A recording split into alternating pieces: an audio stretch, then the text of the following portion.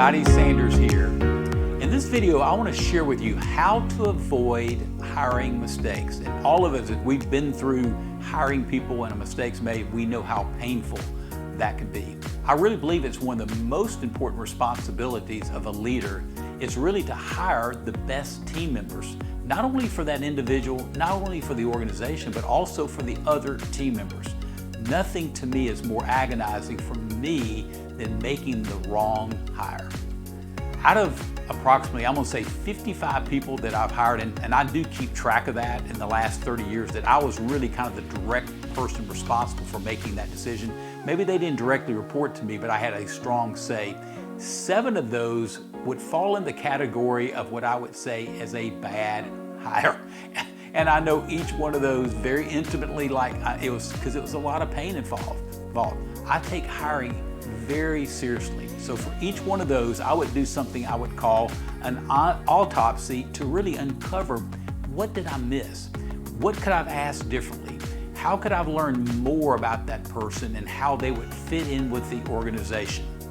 And although there are no guarantees at all, and there's not. In fact, studies have shown that on average, a hire about 50% of the time or less is going to be what you call a hit, and probably 50 to 55% of the time they're going to be a miss. So really, 1 out of 2 roughly is someone you're going to come back later and say, I wish I wouldn't have hired this person. Now, out of the 55 I've hired, I'm at about a 90-something% hire rate because I do go through great lengths, and I want to share things that I've learned through the years. And listen, pain's a great teacher, and every mishire is a painful situation, not only for the person, but for you and the organization. So here's some practices I'd like to recommend to you next time you get ready to hire somebody. So 6 best practices in making a hire. So number 1, develop a clear vision and an updated job description. One of the worst things that you can do is not really have a clear picture of what kind of person you're looking for. If you don't have a clear picture, you end up hiring someone that doesn't fit. So take some time on the front end to get a very clear vision and a picture and a job description of the kind of person you're looking for and what are the things you need that person to do. Here's the second one. I'm very, very big on this one. Create a process and follow it.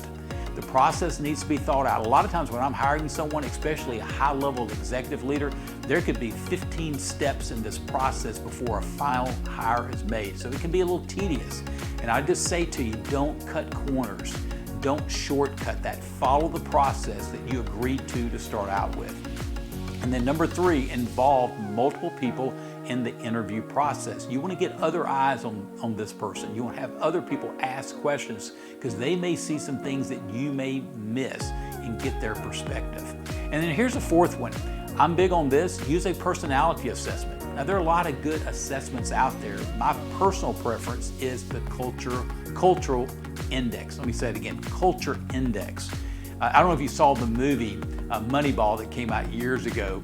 This is like Moneyball for me because it really tells me a lot below the surface in this person's personality. And there's no bad personalities, but when you have a clear vision for the person you're looking for, this will give you insight. Does this person fit the vision that you're looking for?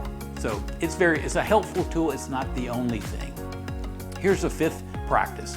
Always conduct a background check.